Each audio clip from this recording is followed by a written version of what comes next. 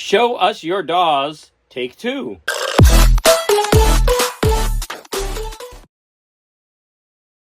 Welcome to your ever-loving, friendly neighborhood garage geek. There's one in every neighborhood. Ferret them out. Get to know them. They need friends.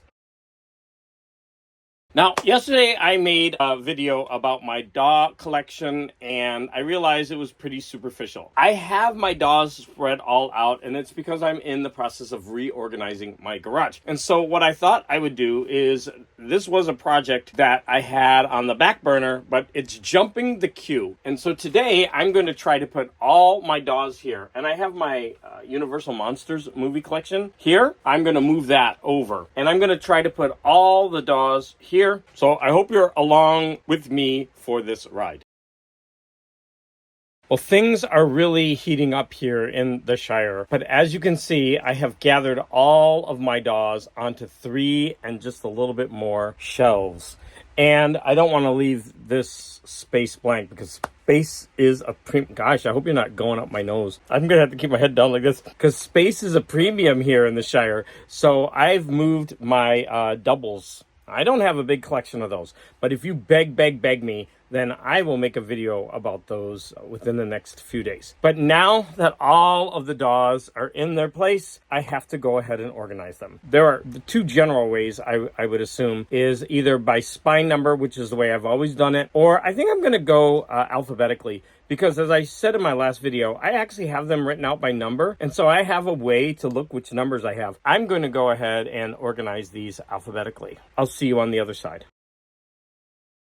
Well, I got my DAWs in order. They're alphabetized and there are some by series. So now I'm going to take this opportunity to give some general comments about individual books and some series. I'm going to start by saying that by far the thickest one I have is this one. And this one is by Doris Egan, and it's 3 books in one. I don't know how they fit this. Number 1, I don't know why I bought it. I guess I was saying, I don't need to save money for my retirement. Let me just spend more money on books I'm never going to read. When I saw the seller have this in such beautiful condition, and I had already bought some, then I went ahead and added it. This is the Complete Ivory in one omnibus edition, and this is DAW number, it's right there, 1190. It's right there anyway. 1190. Take my word for it, it's 1197. Now I'm wondering, which author do I have the most of in DAW, in yellow spine DAWs? So the author that I have the most of is Stableford, and I'm actually really happy. I'm reading one of his now, so I don't have it out here. So that means I have 1, 2, 3, 4, 5, 6.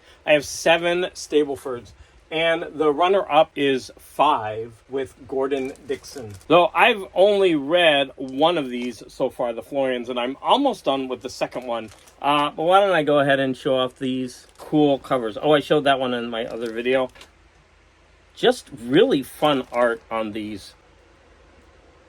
This one I think is part of that series. Yeah, that's the final book in the series that I'm reading. So I definitely am missing 1 or 2 of them, so I'm going to be ordering those. I really want to finish that series. I want to take this opportunity to talk about this book, not the content. So I usually buy these in lots, and in every lot, you're going to get some where the spine color is gone. Of course, if you're not a big collector and you just want to read it, this is fine and you'll get them cheap. But if you are a collector, you want to go for the ones where the spine isn't cracked and you've got that yellow cover. And please keep them out of the sun because they fade. I mean, all your collectibles, you should do that. So this is a copy that I'm definitely going to be giving away. Here's an example of the art that I really dig.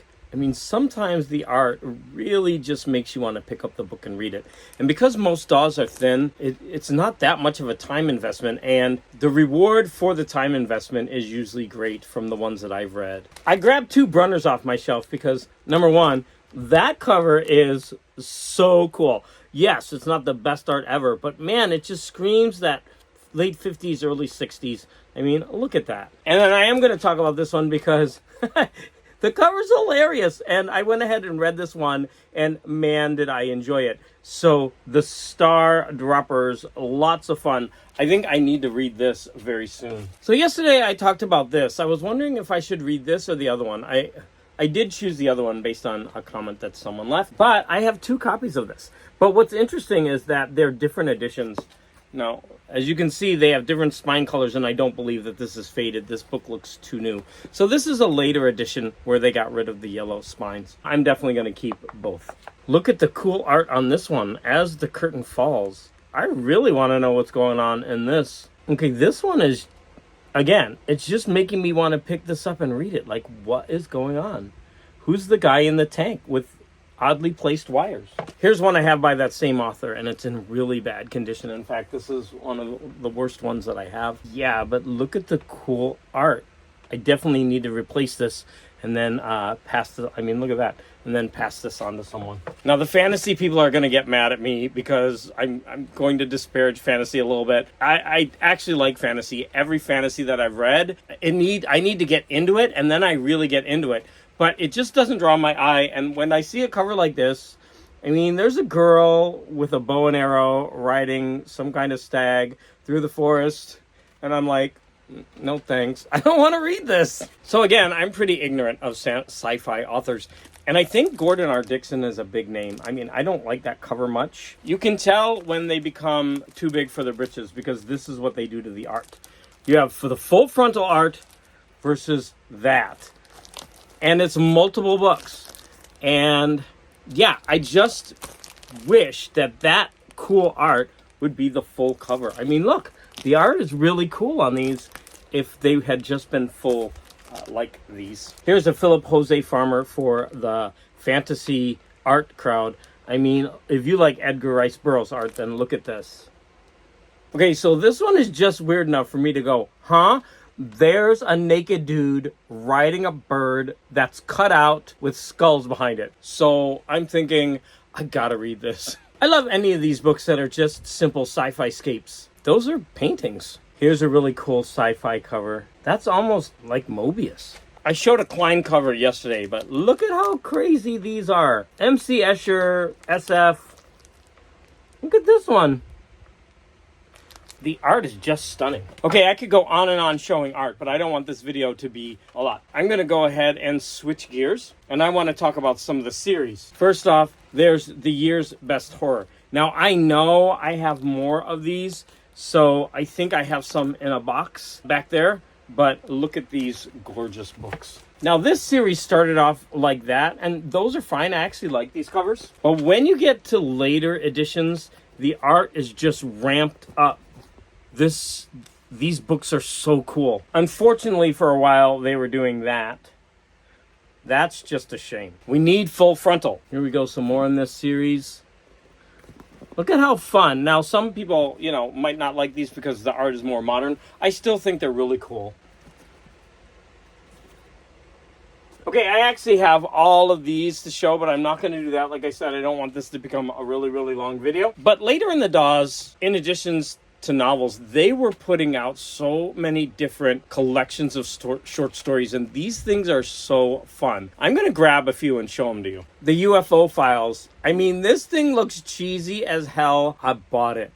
Weird Tales from Shakespeare. What? Hunger for Horror.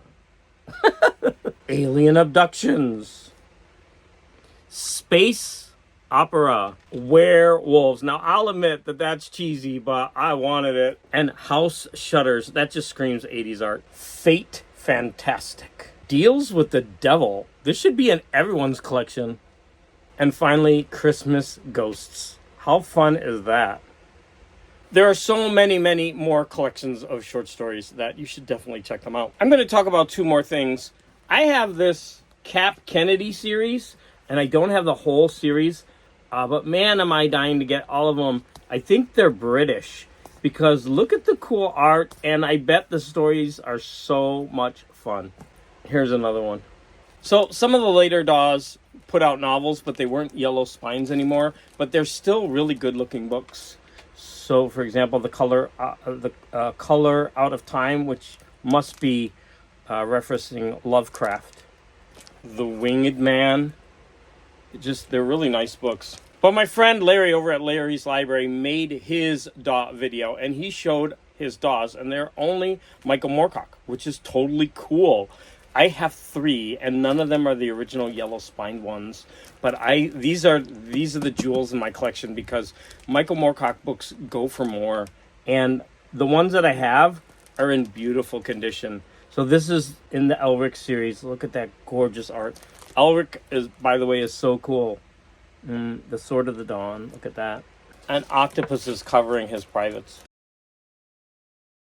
So there you have a very, very sweaty garage geek going over his DAWs. Man, is it still hot in Los Angeles. I need to get inside and take a shower. If you stayed for the whole video, I really want to thank you, even because this is the second one that I'm posting. I'm really milking this. As always, I want to thank you all for the comments.